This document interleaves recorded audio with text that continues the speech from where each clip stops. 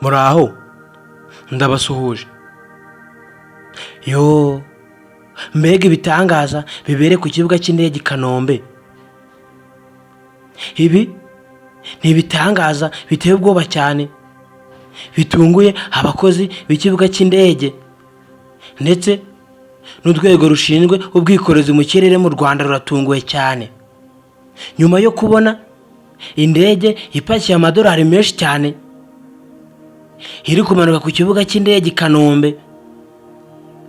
Byatunguye abantu benshi cyane, bahise bibaza ngo iyi ndege se yaba ivuye hehe, iyi ndege ni bwoko ki, yaba ije mu ruhe rwego. Nawe ukimara kubona muri iyo taburo uhise ubyibaza. Tugiye kurebera hamwe ese ibi bitangaza bibereye i Kanombe ninde ukoze ibi bintu, ese byaba iyi ndege ivuye hehe. Ibyo ni ibintu wowe urimo kwibaza. Nkwaye ikaze wowe ugeze kuri channel bwa mbere, by'umwihariko wibuke gukanda kuri buto ya subscribe, wibuke gufungura inzogera kugira ngo breaking news nk'izi ngizi ujye uzibonera igihe, cyangwa se ujye uzibona mu ba mbere. Iyi ndege ikimara kugera hasi ku kibuga cy'indege, harimo umuzungu w'umunyamerika avuga ko yoherejwe n'igihugu cya Amerika ngo azana aya mafaranga mu gihugu cy'u Rwanda.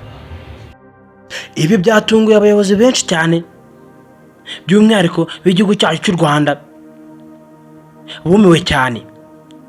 Ese ko muzi ibibazo biri kubera muri Amerika, by'umwihariko muri leta ya California, inkongi y'umuriro iri gutwika ibintu byinshi cyane, yangirije amazu akomeye, inganda zikomeye.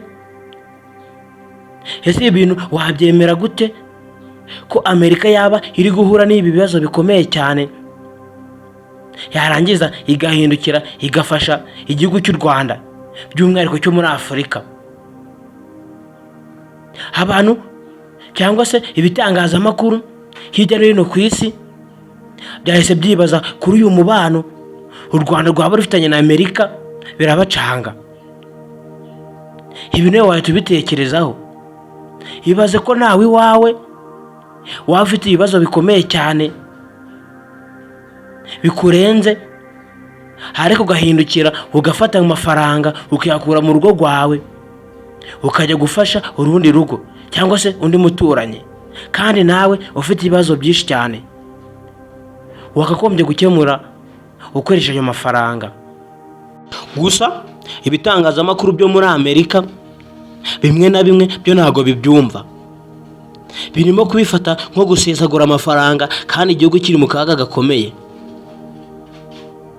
Gusa ibi leta ya Amerika nta kintu irabitangazaho, na leta y'u Rwanda nta kintu irabitangazaho cyangwa se ngo ibe yashima uyu muntu waba wereje iyi nkunga y'amafaranga.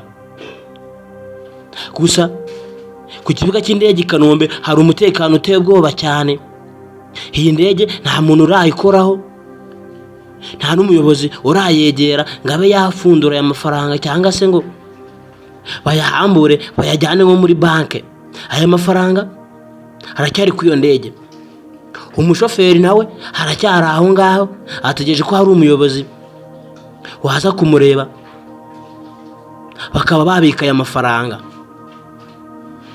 Gusa ku banyarwanda twewe ubwacu nk'abaturage turishimye cyane kubera ko twaba tubonye inkunga y'amafaranga nk'iyi ngiyi, byaba ari byiza cyane. Reka gushimira twabanye muri breaking news, by'umwihariko ukabitse gukanda kuri buto ya subscribe, wakoze like, share ndetse na comment, by'umwihariko wibuka gukora share kugira ngo ibiganiro nk'ibi ngibi bijye bigera kure n'abandi bajye babona breaking news nk'izi ngizi. Ndabashimiye, njye mwari kumwe na Pacifique, mukomeze kugira ibihe byiza. Ciao ciao, Imana ibarinde.